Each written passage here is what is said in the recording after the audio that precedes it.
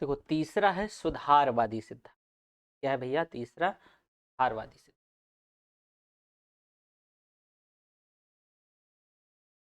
सुधारवादी सिद्धांत। सुधारवादी सिद्धांत यानी ये रिफॉर्मेटिव थ्योरी है। Reformative reformative theory. रिफॉर्म देखो भैया, इस सिद्धांत के अनुसार अपराधी के लिए दंड का प्रावधान समाज सुधार के लिए ना हो करके व्यक्तिगत सुधार के लिए है। रिफॉर्मेटिव थ्योरी का मतलब यहाँ पर जो अपराधी है, तो अपराधी के लिए जो दंड का प्रावधान है वो समाज सुधार के लिए नहीं है। आपने इससे पहले जो मैंने आपको बताया, तो आप वहां पर देख रहे थे कि भाई वो जो है निवर्तनवादी के अंतर्गत यहाँ पर क्या है कि पहले हमने जो है इससे पहले मैंने आपको जो है दोनों बताए, और उसमें जैसे कि जो पहले था हमारा जो इससे पहले जो मैंने दूसरा बताया था जो डिफरेंट थ्योरी था, जो निवर्तनवादी सिद्धांत था, और फिर उससे पहले प्रतिकारवाद था। प्रतिकारवाद में मैंने क्या बताया कि भाई टिट फॉर टैट, जैसे को तैसा, आंख के बदले आंख। निवर्तनवादी में समाज को एक मैसेज दे दो कि ताकि कोई ऐसा व्यक्ति वैसा कुछ करने का जो है साहस ना करे, तो साहस कहेंगे कि तो साहस ना करे। लेकिन जो सुधारवादी सिद्धांत है ये कह रहा है मौका दे दो, जो अपराधी है उसको खुद के सुधरने का मौका दे दो। तो ये जो है मतलब ये इस सिद्धांत के अंतर्गत अपराधी के लिए दंड का प्रावधान समाज सुधार के लिए ना होकर के ये व्यक्तिगत सुधार के लिए होता है। यहां पर इस सिद्धांत के अंतर्गत इस सिद्धांत के अंतर्गत इस सिद्धांत के अंतर्गत यहां पर जो अपराधी है, अपराधी के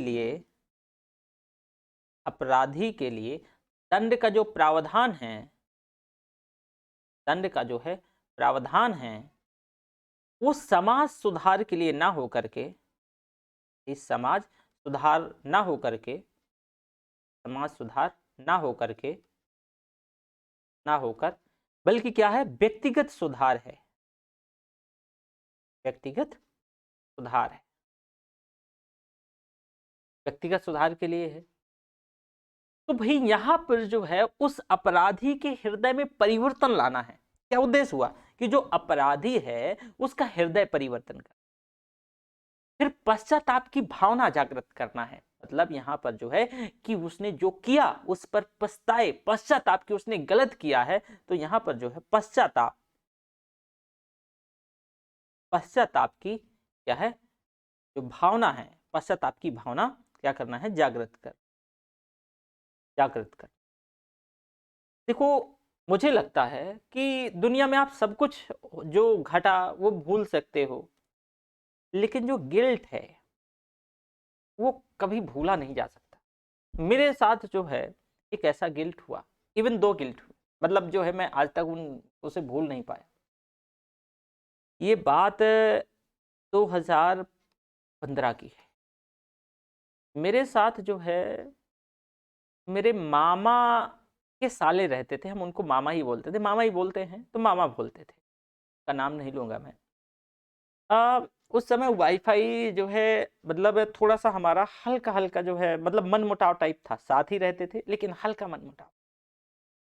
जिस रूम में दरअसल वो लेटे थे वहीं पर जो है राउटर लगा हुआ था वाईफाई का, और उस समय जो है मतलब कभी कभी डेटा आए कभी जाए, तो मेरे अचानक से डेटा जब वैसे वो रूम में इंटर किए 5 मिनट बाद डेटा चला गया, और मुझे लगा कि इनने जो है राउटर एक बार बंद कर दिया होगा, क्योंकि मैं इधर मूवी देख रहा था तो उन्हें लगा कि मतलब मुझे ऐसा फील हुआ, लेकिन उन्हें ऐसा दरअसल किया नहीं था। मैंने बिना उन्हें पूछे जांचे मतलब उनके साथ मिसबिहेव कर दिया, एक झापड़ मार दिया और बिना पूछे। इसके बाद मुझे 2-4 दिन बाद ये पता चला कि शायद मैं गलत था, क्योंकि वो और जो है कई बार डेटा ऐसा फ्लैक्चुएट किया, और वो कभी झूठ बोलते भी नहीं थे, और वैसे नहीं थे कि जैसे मतलब जो है मतलब उन्हें बहुत अच्छे से पेश आए। तो मुझे ये गिल्ट जो है ना कभी मतलब आज भी मुझे लगता है कि यार ये पछतावा जो है ना, तो यहाँ पर जो सुधारवादी सिद्धांत के अंतर्गत यही है, उन्होंने मुझसे कुछ कहा नहीं, तभी मैं पछतावा है, आज भी मुझे इस बात का पछतावा है। अगर सोचो उस बात के बाद अगर वो मुझे कुछ बोल देते तो शायद पछतावा नहीं रहता। और इसी वजह से मेरे अंकल हैं, एक चीज़ बोलते हैं, और हकीकत में कि आपको जो गाली दे ना, अंकल क्या कि सब कोई बोलता है, सामान्य व्यक्ति, मतलब वो थोड़ा सा एक दूसरे चीज़ को लेकर के बोला करते हैं। तो जो गाली दे, अब उसको मत गाली दीजिए, एक दिन आके आपको पक्का से सॉरी बोलेगा। लेकिन आपने धोखे से अगर उसको रिवर्ट कर दिया तो फिर कुछ नहीं होने वाला है। आपने गाली दे दी, मतलब बदले में उसने दिया और आपने बदला, तो फिर वहीं से चीज़ें समाप्त। ठीक है, लेकिन अगर आपने नहीं दिया, उसको बोला थैंक यू, तो पक्का ये लिख के दे सकता हूं कि एक दिन आके वो जो है आपसे माफी मांगे। और ये कहीं न तक मैंने भी ऑब्जर्व किया है कि जो व्यक्ति मतलब मेरे साथ कभी ऐसा कुछ कर दिया, मैंने उनको जवाब नहीं दिया और इसके बाद जो है वो खुद माफी मांगी। कई जगह ऐसे ये थ्योरी काम करती है। यहाँ पर दरअसल यही बात है कि आप उसका हृदय परिवर्तन करना, हृदय परिवर्तित कर दो, एक पश्चाताप की भावना जागृत कर दो। और यहां यह माना जाता है कि अपराधी को उसी के हित में दंड दिया जाता है। ध्यान से सुनना, यहां पर जो अपराधी है उसको उसी के हित में दंड दिया जाता है, यहां दूसरों के हित में दंड नहीं दिया जाता है। जो अपराध विज्ञान ये मानता है कि भाई व्यक्तिगत जो मनोदशा, आनुवांशिक प्रभाव, इसके कारण भी जो है व्यक्ति जो है अपराध कर बैठता है। कई बार जो उसकी मनोदशा है, जैसे कि जब मैं 10th में था तो एक टीचर के यहाँ, मतलब अब नहीं है, बहुत हिंदी के बहुत बढ़िया टीचर थे, मेरे फेवरेट टीचर भी हुआ करते थे। तो मैं उनके यहाँ रहता भी था, 10th की बात है। हुआ क्या कि मैं उनके यहाँ रहता था तो वो कॉपी चेक करने जाते थे, 12th वगैरह की कॉपी चेक करने जाते थे, 10th की कॉपी चेक करने जाते थे। तो हम पूछते थे कि अच्छा सर ये बताइए आज सबसे ज़्यादा नंबर किस, मतलब ऐसा कोई स्टूडेंट है कि कितना दिया, कितना मैक्सिमम नंबर दिया। तो उनने जो है ना बोले कि नहीं यार, हिंदी में तो वैसे भी बढ़िया ठीक मार्क्स मिलते हैं, यूपी बोर्ड में तो मिलते हैं मुझे, और सीबीएसई का, मतलब सीबीएसई में भी मिलते हैं, पहले से सीबीएसई जो है मार्क्स को लेकर के थोड़ा सा वो ऐसा है। तो उन्होंने बोला कि जो है ना आज मैं शायद जो मैक्सिमम मार्क्स हैं वो 55 दिया, और डेली वो बोलते थे कि 84 दिया, 90 दिया, कभी जो है 85 दिया, मतलब जब जब चेक करने जाते थे। लेकिन उस दिन उन्होंने बोला कि 55 दिया। हम डेली पूछते थे, हमने पूछा ऐसा क्यों, तो उन्होंने बोला कि आज तुम देखे नहीं, सुबह जो है थोड़ा सा उनकी वाइफ से उनकी बहस हो गई थी। हालांकि उनकी वाइफ बहुत बढ़िया थी, बहुत बढ़िया, मतलब जो है मुझे नहीं लगता कि बहस ऐसा वो कभी, लेकिन हो जाता है, देखो हस्बैंड वाइफ में तो ये चीज़ें नॉर्मल है। तो बहस हो गई थी, वो थोड़ा सा गुस्सा थी। आगे बताए कि मैं कॉपी ठीक चेक कर रहा था, पर जो है एक एक वहाँ खींच है, दूसरे बच्चों की कॉपियों में उनकी खींच निकल गई। दरअसल ये क्या है, ये मनोदशा है। सुधारवादी सिद्धांत के अंतर्गत यही कहा जा सकता है कि भाई अगर किसी व्यक्ति की मान लो कि मनोदशा ठीक ना हो, उस दौरान वो क्राइम कर दे, तो उसको सुधारने का मौका मिलना चाहिए। एक आनुवांशिक प्रभाव भी होता है। अब जैसे कि आत्महत्या, सुसाइड, ये भी अपराध है, सुसाइड, ठीक है। अगर बच गए तो जेल जाओ, और नहीं बचे तो मतलब अब समझ ही रहे हो। तो ये भी यहाँ पर भी ऐसा है। दरअसल ये आनुवांशिक, आप देखोगे कि जैसे सुसाइड थ्योरी है, या फिर जो है ऐसे बहुत सारी चीजें, आपका बिहेवियर बहुत कई बार जो है ये आनुवांशिक प्रभाव के अकॉर्डिंगली जो है बदलता रहता है। इससे आपने देखा होगा कि किसी परिवार में जो बीपी का अगर इशू रहता है, तो जो जिनको बीपी का इशू रहता है तो बहुत लाउड बात करते हैं। और दूसरी चीज मैंने ये भी देखा है कि मतलब थोड़ी थोड़ी बात में पिनक जाते हैं। तो ये क्या हुआ, ये आनुवांशिक प्रभाव हुआ। आपने ऐसे एक चीज और भी देखा होगा कि एक और उदाहरण दे देता हूं, जैसे सुसाइड का मामला। मैं एक परिवार को ऐसा जानता था कि उस परिवार में 4 बहनें थीं और 3 ने जो है सुसाइड कर लिया, और उन तीनों को कोई ऐसा समस्या नहीं था जिन्हें सुसाइड कर लिया। पर दरअसल जो है ये एक आनुवांशिक प्रभाव की वजह से, कई बार जो है आप देखो सुसाइड को लेकर के हमारे जो है बॉडी में ऐसे हार्मोन जो है क्या करते हैं कि क्रिएट होते हैं, और वो उसके लिए पुल करते हैं। और अगर कुछ ऐसी जो है प्रतिकूल दशा आती है तो उसको और पुल कर देते हैं, और ऐसी भावना जो है दिमाग में पनपती लगती है और लोग जो है टंग जाते हैं। देखिए ये भी इशू है। तो भाई यहां पर आप ये कह सकते हो कि भाई मनोदशा, जो आनुवंशिक प्रभाव इत्यादि के कारण जो है व्यक्ति वो अपराध कर बैठता है, अपराध कर लेता है। तो इसके साथ जो है सजा देने के बजाय उसका उपचार करने की जरूरत है, उसके उपचार करने का प्रयास करना चाहिए।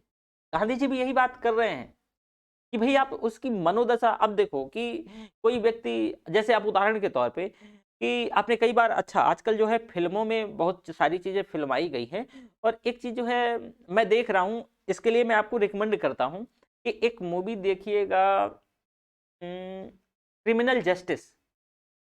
बहुत बढ़िया वेब सीरीज़ के 2 पार्ट है क्रिमिनल जस्टिस के, और बहुत बढ़िया है। एक्चुअल में वहाँ पर आपको कई बार जो है ये उचित और अनुचित के बीच का फ़र्क नज़र आएगा। तो आजकल जो है वेब सीरीज़ भी बढ़िया, बहुत मतलब कुछ-कुछ बहुत बढ़िया बन रही है वेब सीरीज़, ठीक है? तो जैसे कि कई बार जो है एक मतलब वकील होते हैं, वो इसी की बात करते हैं, दूसरा जो प्रतिपक्ष का वकील होता है, वो एकदम जो है किसी भी हालात में उसको जेल पहुँचाने का जो है पार्ट 2 में ख़ास करके, और बहुत, और एक सबसे बढ़िया चीज़ है ना कि मनोज वाजपेयी नहीं है, क्या नाम है जो कागज़ में एक्टर रहते हैं, उनका मुझे नाम नहीं याद आ रहा है, वही एक्टर हैं, तो थोड़ा-सा हिंदी भी बढ़िया यूज़ करते हैं, ठीक-ठाक यूज़ करते हैं, तो और इंटरेस्टिंग हो जाती है। चलो, तो ये सिद्धांत ये मानता है कि यदि व्यक्ति में सुधार नहीं किया गया, तो ऐसा भी होता है कि अपराध भोगते-भोगते व्यक्ति में अपराध की प्रवृत्ति और बढ़ जाए। पॉसिबिलिटी है कि अगर उसका आप मेंटली इलाज नहीं किए या उसमें सुधार नहीं किया, तो ये पॉसिबिलिटी है कि आप जब छोड़ोगे फिर वो उस चीज़ को क्या करेगा, दोहराएगा। मतलब वो प्रवृत्ति उसके जो है ये प्रवृत्ति हो सकती है। अब पॉसिबिलिटी है।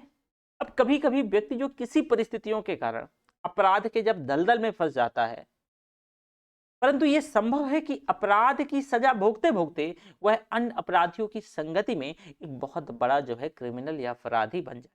पॉसिबिलिटी है। तो ये सभी सिद्धांतों का हम ओवरऑल देखें कि कठोरवादी सिद्धांत जो हमने आपको बताया, निवर्तनवादी और जो सुधारवादी, इन सभी सिद्धांतों का अवलोकन हमारे समझ ये जो है निष्कर्ष प्रस्तुत कर कि भाई अपने एक संदर्भ में मृत्युदंड उचित प्रतीत होता है, और इसके साथ साथ जो है दूसरे संदर्भ में अनुचित भी प्रतीत होता है। तो इन दोनों तर्कों के आधार पर पक्ष यानी जो उचित और जो विपक्ष यानी जो अनुचित, इसके संदर्भ में थोड़ा सा विचार करें। देखो, एक मनुष्य की प्रवृत्ति होती है कि जो व्यक्ति है दूसरे के मामलों का जज और अपने मामले में वकील हमेशा रहता है। अब देखो कि दूसरे तुरंत फैसला सुना देगा, ये वैसा वो वैसा, पर अपने को डिफेंड करता रहेगा, डिफेंड करता रहेगा। ये मनुष्य की प्रवृत्ति है, समझे? अब देखो कि जैसे मैंने बताया कि इस सिद्धांतों का अगर अवलोकन हमारे जो है समझ अगर मान लो एक निष्कर्ष प्रस्तुत करता है, तो अपने संदर्भ में मान लो अपना एक संदर्भ हम लेते हैं, तो मृत्युदंड क्या उचित मानेंगे, उचित प्रतीत होता है, वहीं दूसरे संदर्भ में ये अनुचित भी प्रतीत होता है। तो इन दोनों तर्कों के आधार पर जो पक्ष अर्थात जो उचित और जो अनुचित है, इसके संदर्भ में क्या है विचार होना। अब अगर आपसे पूछा जाए कि चलो भाई मृत्युदंड के पक्ष में विचार प्रस्तुत करो, आप क्या लिखोगे?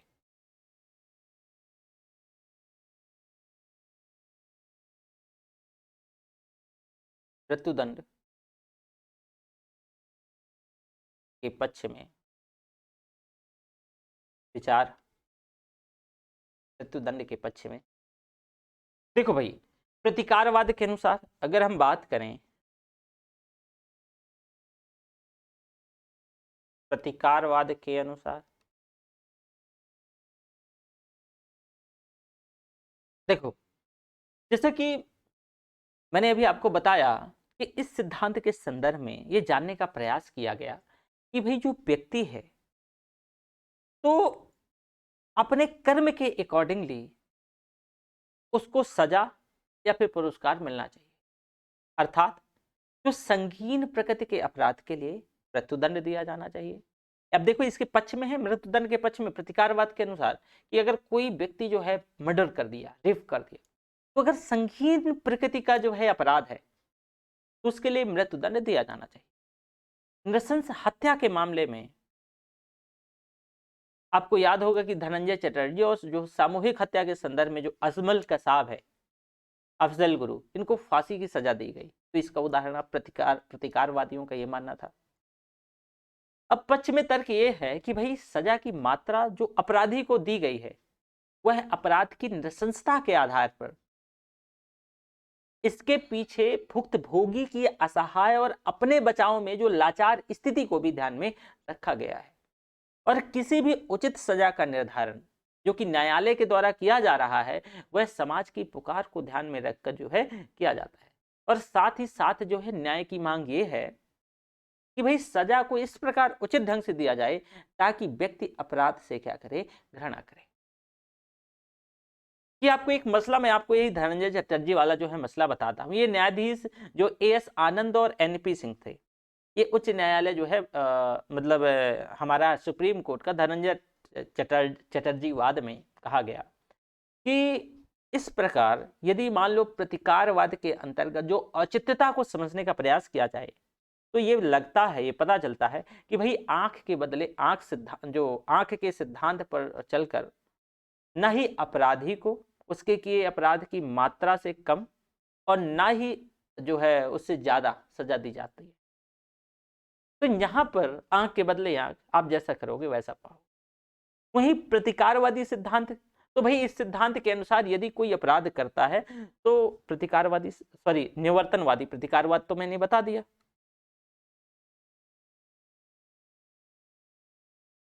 निवर्तनवादी सिद्धांत,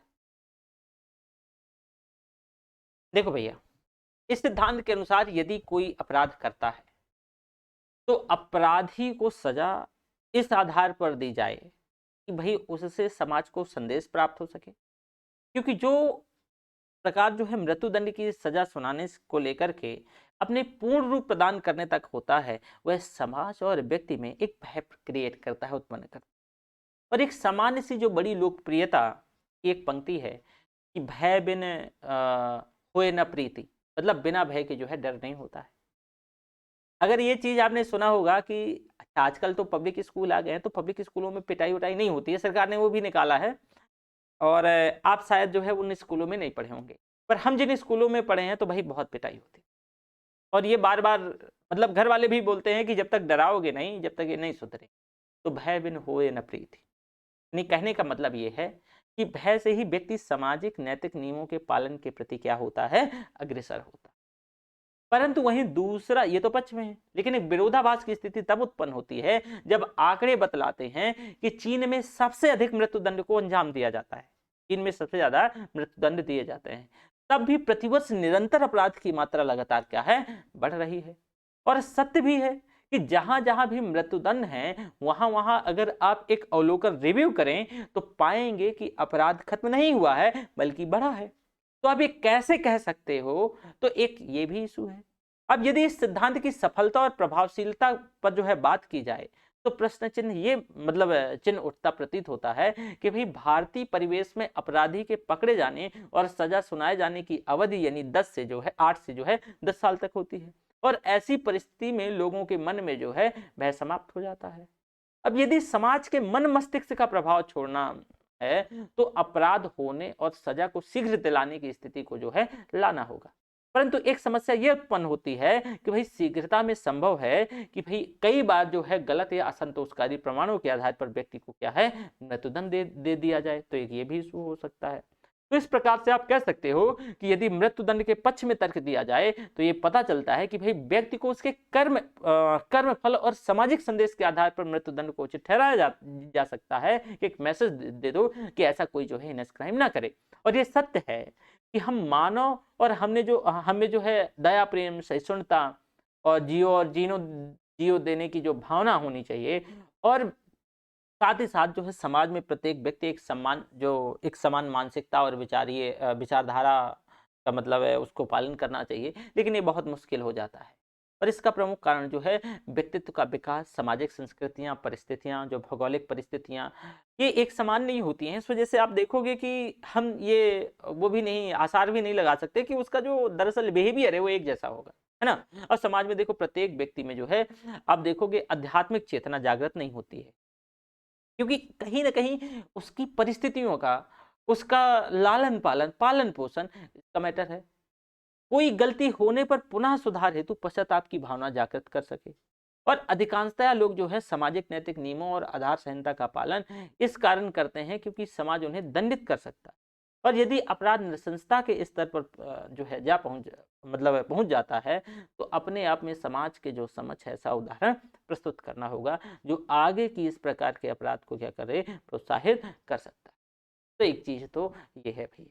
इसके विपक्ष में तर्क क्या है कि भाई मृत्युदंड के संदर्भ में विपक्ष का जो तर्क जो प्रस्तुत करने से पहले हम ये चाहते हैं कि आप एक लोकप्रिय फिल्म के दृश्य पर विचार कीजिए और आपने संभवतः जो है अंधा कानून नामक जो है, खास करके जो अमिताभ बच्चन और एक अभिनीत फिल्म है, ये जरूर आपने देखा होगा।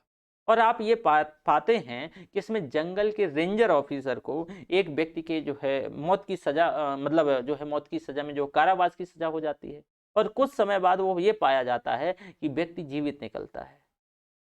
तो ये तो चलचित्र है भैया, ये तो फिल्म है, ये काल्पनिक घटना थी। परंतु अमेरिका में एक ऐसी घटना घटी जब एक व्यक्ति को किसी की हत्या के जुर्म में मौत की सजा दे दी गई और बाद में ये पाया गया कि वह व्यक्ति जिसकी हत्या हुई थी वो जीवित है। तो मानवाधिकार संगठनों के संदर्भ में इस संदर्भ में जो है खूब बवाल मचाया गया कि भाई जो व्यक्ति मरा ही नहीं, दूसरे व्यक्ति को उसके उसमें जो है उसको क्या कर दिया गया, उसको मृत्यु की सजा, मौत की सजा दे दी गई। तो ये तो कितना बड़ा अपराध हो गया। कहा जाता है ना कि भाई एक बार ये है पॉसिबल है, मतलब पॉसिबल क्या कि ये कहा जाता है कि चलो ठीक है, हमारी जुडिशरी को पूरी यूनिवर्सल तौर पे ये जो है मानना है कि भाई अपराधी सजा से बच जाए, एक बार सोचा जा सकता है, एक बार चलाया जा सकता है। लेकिन अगर गैर अपराधी व्यक्ति को सजा हो जाए, ये कतई जो है ये झेलने योग्य नहीं है, टॉलरेट करने योग्य नहीं। तो एक इशू ये आता है। तो भाई इस घटना ने जो है मृत्युदंड के संदर्भ में अमेरिका ही नहीं, लगभग पूरे विश्व को जो है इस पर सोचने पर मजबूर कर दिया कि ये वाकई में उचित है या इसके अनुचित होने के संदर्भ में जो है कई तर्क प्रदान भी किए गए। अब जैसे मानव जीवन का मूल्य, एक आधार ये बनाया गया, लिख ले तो थोड़ा सा ये भी देख लो, मानव जीवन का मूल्य, इसका मतलब क्या है? मानव जीवन का मूल्य। देखो बच्चा लोग, हम सभी को ये पता है, जानते हैं कि मानवीय जीवन बहुत बहुमूल्य, एक बार मिलता है, दूसरी बार का जो है अलग अलग हमारे ग्रंथ, अलग अलग धर्म है, पुनर्जन्म, वो अपना अपने हिसाब से देख लेना, ठीक है। हालांकि उसमें फिर जो है हम थोड़ा सा बात करेंगे जब आर्ट एंड कल्चर के सेक्शन में, इसमें भी बात करना है अलग अलग संस्कृतियां धर्मों के उसमें। लेकिन हाँ, यहाँ तो ये है कि मैं ये कह सकता हूँ कि भाई जो है मानवीय जीवन जो है बहुत बहुमूल्य है और इसी बार मिला है, और अच्छी तरीके से जी लो। और जो एक थ्योरी है ना किसकी, जियो और जीनो, जीने दे की नहीं, कि जो है घी उधार लेके घी पियो। तो मैं उस थ्योरी पर पूरी तरीके से भरोसा नहीं करता, लेकिन आप थोड़ा सा ठीक है, वैसे ही कुछ होता है। तो उधार लेके तो घी नहीं पीना चाहिए, लेकिन हाँ ये जो मोह माया ये जो है ना, वो थोड़ा सा कम होना चाहिए। तो देखो मानव जीवन का जो मूल्य है ये बहुत बहुमूल्य है। एक ही बार जीवन मिलता है जो, तो उसको अच्छे से जीना चाहिए। अब इसके पक्ष में विचार रखते हैं कि भाई उन्हें समझना चाहिए कि मानव का जो जीवन है वो अनमोल है और बहुमूल्य है। तो किसी हत्यारे को उसके जीवन से मुक्त करने के बजाय उसे उसके जीवन के मूल्यों को पुनर्स्थापित करने का मौका दिया जाए। क्योंकि यदि मान लो ऐसी पॉसिबिलिटी है कि कोई व्यक्ति किसी भी कारणवश किसी की हत्या करता है, तो इसका तात्पर्य ये कदापि नहीं है कि उसके जीवन के सभी मूल्य क्या हो गए, समाप्त हो गए। अब यदि आपको ये विचार जो है अवधारणात्मक लग रहा है, तो कुछ घटनाओं पर हम बात कर लेते हैं। ये हो सकता है कई बार बोलते हैं कि सर थोड़ा सा प्रैक्टिकली आइए, तो ये चलो कॉन्सेप्ट थोड़ा सा अवधारणात्मक लग रहा है। तो आपने जो है एक अंगुलीमाल डाकू और महात्मा बुद्ध की घटना तो सुनी ही होगी। तो आपने क्या पाया यहाँ कि नृशंस हत्यारा होने के बावजूद भी वह अपने अपराधों को महसूस करने के बाद, उसका पश्चाताप करने के बाद, वो अपने जीवन मूल्यों को ऊपर उठाने का क्या करता है, प्रयास करता है, और आजीवन जो है वो बौद्ध धर्म क्या अपना लेता है। तो बताओ कि अगर वो नृशंस हत्यारा, अगर उसको मौका मिला सुधरने का, तो महात्मा बन जाए। दूसरा मसला आ जाता है कि भाई निर्दोष को सजा, क्या है, निर्दोष को सजा।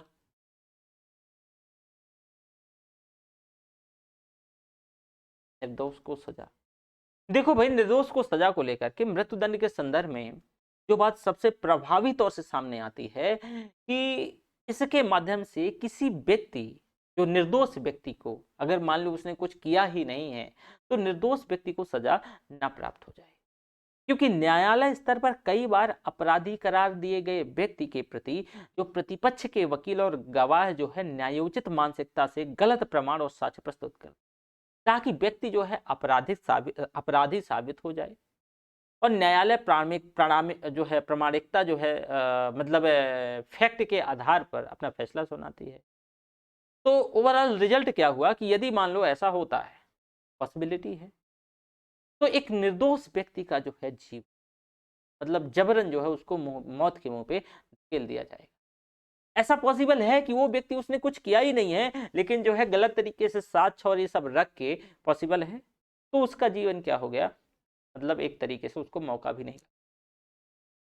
तो चलिए इस संदर्भ में प्रमाण प्राप्त करते हैं। देखो यूएसए में ये एक मामला मैं आपको बता दूं, यूएसए के ये 1973 में 130 ऐसे लोगों को पाया गया, ये एक आपको केस स्टडी है, कि जो 11 साल से मृत्युदंड की जो है कतार में खड़े थे।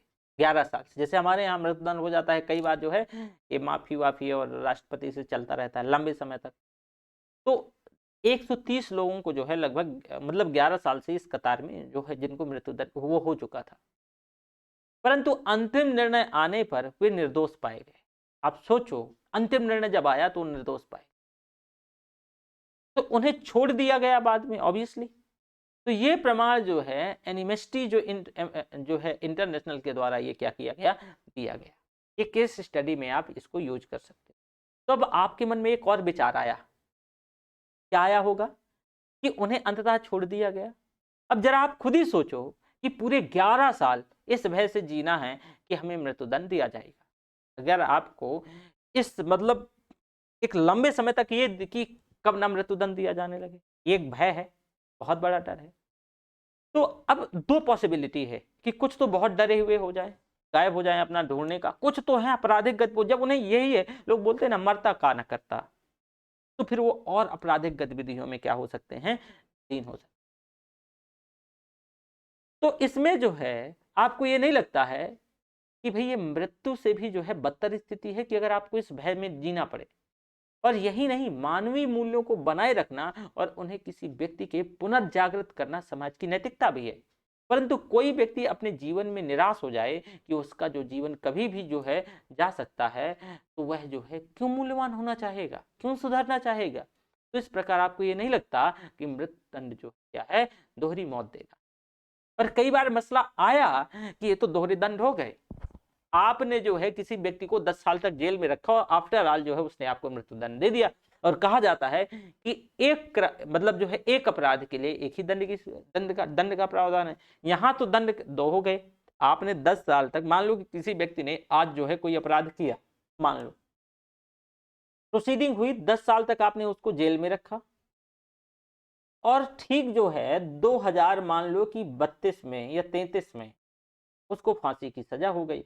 तो भाई ये जो 10 साल है ये तो एक दोहरी सजा है ना, फांसी की सजा और ये 10 साल जो काटना पड़ा ये तो दोहरी सजा है। देखिए भी एक निष्पक्षता के विलोप की संभावना भी तो है, ये भी देख लो कैसे। देखो सभी पक्ष इस वजह से बता रहा हूं कि आपको दरअसल क्या होना चाहिए, निष्पक्षता के विलोप की संभावना, कि सारे पक्ष क्लियर होने चाहिए, विलोप की संभावना। देखो भाई, यदि किसी व्यक्ति को हम प्रथम दृष्टया अपराधी घोषित किया जाता है, अगर हम पहली प्रथम दृष्टया किसी को अपराधी घोषित कर देते हैं, तो यह संभव है कि पीड़ित पक्ष के प्रति जो भावनात्मक लगाव उत्पन्न हो जाए, जो पीड़ित पक्ष है उसके प्रति क्या हो जाए, भावनात्मक लगाव उत्पन्न हो जाए। क्योंकि अपराधी को समाज हीन भावना से देखने लगता, और इसके चलते समाज किसी पूर्वाग्रह से ग्रसित हो जाए, और इसकी प्रबल संभावना रहती, एक ये पॉसिबिलिटी है। और आजकल ये थोड़ा सा ज्यादा चल रहा है। आपको एक केस बताता हूं हैदराबाद वाला, मैं आपसे भी पूछूं कि क्या ये ठीक है क्या ये ठीक है? तो आप भी कहोगे कि नहीं सर ये ठीक नहीं। एक मामला था कि एक जो है एक रेप का मसला था। शायद जो है आरोपियों को पकड़ा गया और उन्हें क्या है उनका इनकाउंटर कर दिया। भाई आप उनका पक्ष नहीं जानोगे, उनको अपना पक्ष रखने का मौका नहीं मिलेगा। ये भी पॉसिबिलिटी है कि क्या हुआ हो कि आपने गलत व्यक्ति को पकड़ लिया हो या उस व्यक्ति के साथ कोई कॉन्स्पायरेसी जो है वेंडेटा हो गया हो, तो इशू बन सकता है। आपको कम से कम ये जो जुडिशरी है, अब जैसे आजकल मैं ये देख रहा हूं कि पुलिस क्या है न्याय देने लगी है। अब यूपी में देख लीजिए, अभी एक बड़ा मसला हुआ, बड़ा जो है काफी बड़ा। मैं जहां से आता हूं प्रयागराज से, हालांकि अब तो मैं शिफ्ट कर गया हूं। तो वहां जो है एक व्यक्ति को मतलब जो है कुछ गुंडों ने क्या कर दिया, मार दिया। अब पुलिस हरकत में आई तो पुलिस ने क्या किया कि उनका जो है उन गुंडों का इनकाउंटर कर दिया। आपको भी प्रथम दृष्टया यहाँ पर जो हिंसा के प्रति हिंसा, यानी जो प्रतिकारवाद के प्रति आपको बोलेंगे कि नहीं ऐसा होना चाहिए सर, मैं इसके पक्ष में कतई नहीं रहा। मैं इसके पक्ष में कतई नहीं रहा। वजह क्या है कि भाई प्रॉपर पुलिस, ठीक है पुलिस का क्या काम है, आप साक्ष्य जुटाओ। अगर आप ही फैसला देने लगोगे, आप ही इनकाउंटर करने लगोगे, यहां तक कि जो है एक पार्लियामेंटेरियंस को ये आके बोलना पड़ा कि फला व्यक्ति का बेटा जो है उसका इनकाउंटर हो सकता है। और ये सबको लग रहा था कि उसका इनकाउंटर होगा। दरअसल इनकाउंटर से शायद मुझे भी लगता है कि अगर ये मसला इतना हाईलाइट नहीं किया जाता तो पॉसिबिलिटी थी, क्योंकि उसकी वाइफ, उसकी बहन, उसकी भयऊ, सभी ने इस बात को जो है अगेन एंड अगेन रिपीट किया कि उनका इनकाउंटर जो है वो इस समय गुजरात जेल में है, तो हो सकता है। मैं कहता हूं दोषी को हर हाल में सजा होनी चाहिए। दोषी को हर हाल में जो है नियम कानून संविधान के अनुसार उचित कार्यवाही होनी चाहिए। उसमें किसी प्रकार का कोई जो है कोई इधर उधर जो है नहीं होना चाहिए।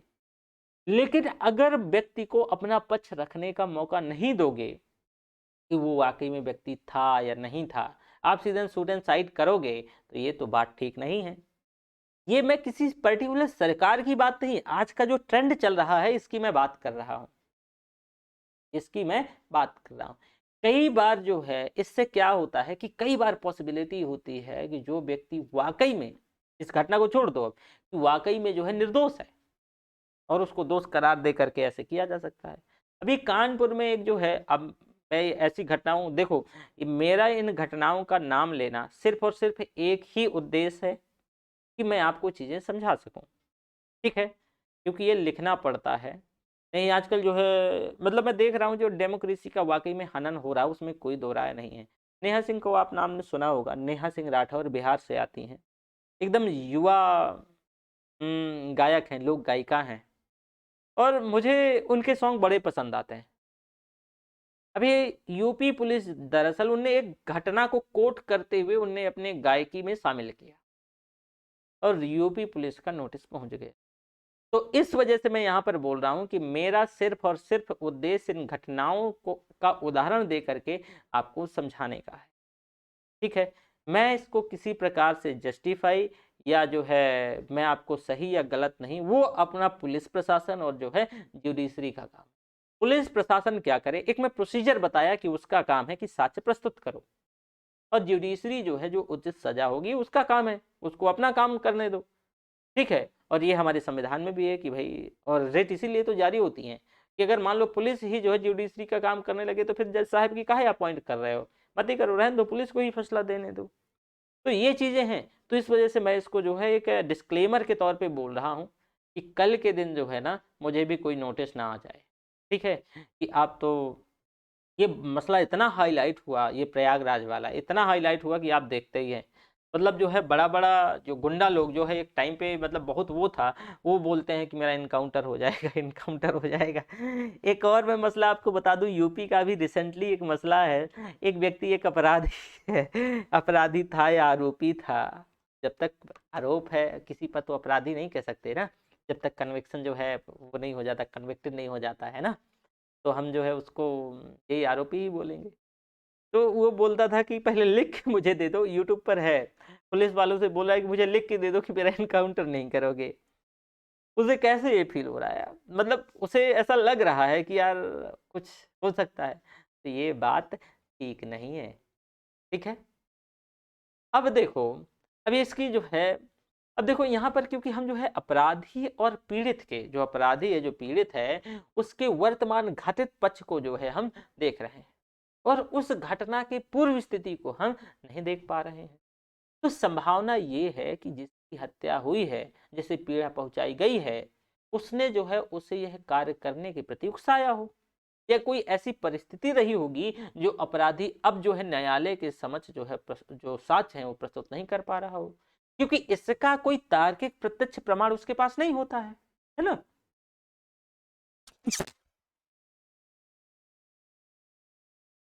चलो, भय के संदेश से जो है समाधान संभव नहीं है। एक दूसरा मतलब अगला,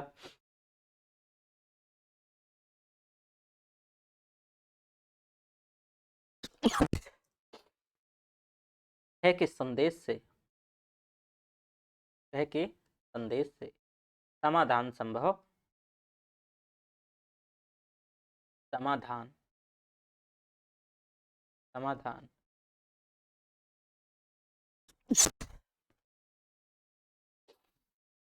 समाधान संभव नहीं है।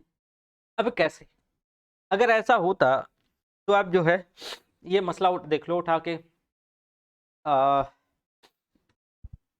ये चाइना वाला, कितना मतलब जो है मृत्युदंड 2000 से ऊपर हर साल लगभग एवरेज दिया जाता है। अगर ऐसा होता तो फिर क्राइम क्यों नहीं बंद होता, क्यों उसी अगेन एंड अगेन जो है रिपीट कर रहा है। तो इससे साफ पता चलता है कि भय के संदेश से समाधान संभव नहीं है। तो निवर्तनवादी सिद्धांत ये मानता है कि वह अपराधी को दंड दे करके समाज को ऐसा नहीं करने का जो है संदेश प्रदान करता है, परंतु ऐसा होता तो अब तक समाज से अपराध क्या हो गए होते, समाप्त हो गए। परंतु वही एमिनेस्टी इंटरनेशनल सर्वे कहता है कि भाई मृत्युदंड का प्रावधान करने वाले देशों में हत्या और अपराध की मात्रा बढ़ी है। मृत्युदंड का जहां प्रावधान किया गया है वहां जो हत्या और अपराध बढ़े, क्योंकि यदि व्यक्ति को ये पता चले कि उसके द्वारा जो है की गई एक हत्या की जो सजा है वो मृत्युदंड है, तो उसके भीतर जो डर है वो जो अन्य हत्या का भी जो है क्या हो जाएगा, डर हट जाएगा। फिर अगर मान लो किसी को ये पता है कि उसने एक हत्या करी है और उसको पक्का क्या किया जाएगा, उसको मृत्युदंड होगी, तो फिर उसके अंदर जो है डर का क्या हो गया, माहौल खत्म, और फिर वो इसके तदुपरांत कई हत्याएं कर सकता, क्या है, कई हत्याएं कर सकता। वहीं राज्य और समाज के अहिंसात्मक अस्तित्व पर प्रश्न चिन्ह, कि भाई राज्य और समाज को आदर्शात्मक रूप में अहिंसात्मक होना और नैतिक माना गया है, परंतु मृत्युदंड के द्वारा दोनों का जो स्वरूप है वो हिंसात्मक हो जाता है। अब देखोगे जो राज्य है जो समाज है इसके अहिंसात्मक अस्तित्व पर एक क्वेश्चन मार्क है। कैसे, कि भाई जो राज्य है और जो समाज है इसको आदर्शात्मक रूप में अहिंसात्मक होना ये नैतिक माना गया है, एक आदर्श के तौर पे इसको क्या है, नैतिक है कि अहिंसात्मक होना चाहिए। परंतु मृत्युदंड के द्वारा दोनों का जब जैसे ही मृत्युदंड होता है तो उसका स्वरूप बदल जाता है, हिंसात्मक हो जाता है। ठीक है, नैतिकता भय से स्थापित नहीं की जा सकती, जो है नैतिकता, नैतिकता भय से स्थापित नहीं की जा सकती, स्थापित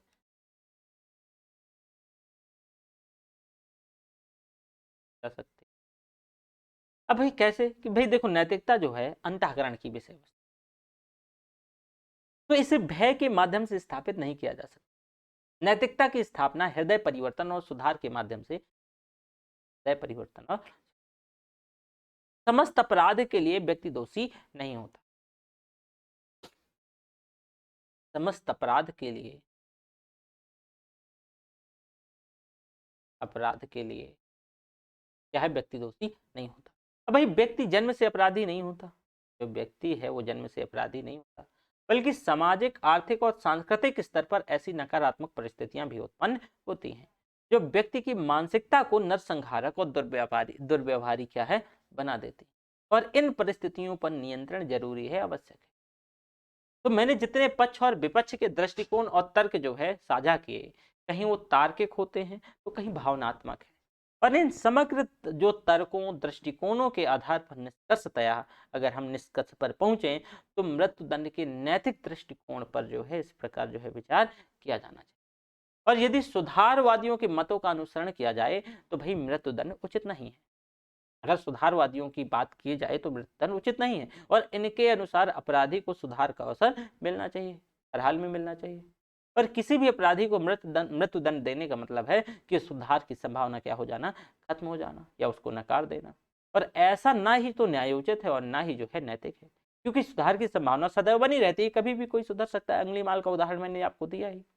प्रतिकारवादी सिद्धांत क्या कहता है कि इसके अनुसार जो है मृत्युदंड उचित माना जाता है कि निष्पक्षता जो है सभी परिस्थितियों को ध्यान में रखते हुए मृत्युदंड को जो है सजा जो है अवांछनीय प्रतीत होती है।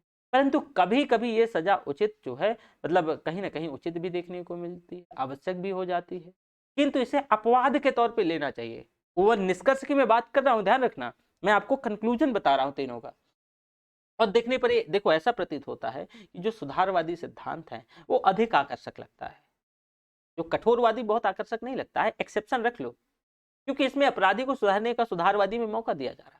परंतु इस द्वंद्व के समाधान में प्रतिकारवादी सिद्धांत का मृदुल रूप जो है अधिक तार्किक और उचित प्रतीत होता है। मृदुल रूप मैंने बताया था, अपराधी को उसकी परिस्थितियों को ध्यान में रखते हुए उसे उचित दंड देगा, उसका जो है उसकी परिस्थितियों को ध्यान में रखते हुए उसे जो है दंड देने में उसका जो है सुधार संभव हो पाएगा। और यह विश्वास हो जाए कि किसी अपराधी का अपराध इतना जघन्य है कि उसका समाज में जीवित रहना जो है अमर्यादित है, या समाज की स्थिति अधिक अराजक हो जाएगी तो उसको मृत्युदंड जो दिया जाना चाहिए उचित है। तो ये तो मसला क्या हो गया, मृत्युदंड की नैतिकता और जो है उसकी जो उचित है या अनुचित है उसकी नैतिकता का। ठीक है, इस लेक्चर में हम यहीं तक बात करते हैं। कल हम जो ऑनर किलिंग तो आपने खूब अखबार में सुना होगा, और थोड़ा सा आज से 5 साल 7 साल पहले 2010 के टाइम में तो खूब ऑनर किलिंग हुई। अभी चीजें थोड़ी थोड़ी बदल आई हैं, और ये ऑनर किलिंग का मामला जो है ना आप खूब हरियाणा वाले रीजन में खूब सुनते रहे होंगे कि जो है उनने यहाँ तो बहुत जो अब देखा ही है कई बार, हालांकि पूरे देश में लगभग इसके मामले खूब आपने अखबार में सुना, लेकिन इस क्षेत्र में ज्यादा। लेकिन जब ग्लोबलाइजेशन का दौर धीरे धीरे बढ़ा, एलपीजी जब से, मुझे लगता है इसका बहुत बड़ा प्रभाव हर एक क्षेत्र में देखने को। तो ये ऑनर किलिंग वाला जो है कीड़ा, सॉरी ये जो इशू है ये कम हुआ। कैसे? देखो क्या है कि आजकल जो है प्यार हो ही जाता है, ठीक है। पहले थोड़ा सा मतलब साथ उठना बैठना और जो ऑफिस कल्चर ये नहीं था। अब जॉब और सारी चीज़ें प्राइवेटाइजेशन हुआ तो ऑफिस कल्चर हुआ, तो लोग धीरे धीरे इसको स्वीकार कर रहे हैं। तो अब जो है घटनाएं कम हुई हैं, लेकिन इतनी भी कम नहीं हुई। ऑनर किलिंग के बारे में हम कल बात करेंगे। ऑनर के आधार पर जो है किसी को मतलब टांग देना, ऑनर के आधार पर मार देना, हम कल डिटेल में बात करेंगे। ये क्लास यहीं तक, थैंक यू।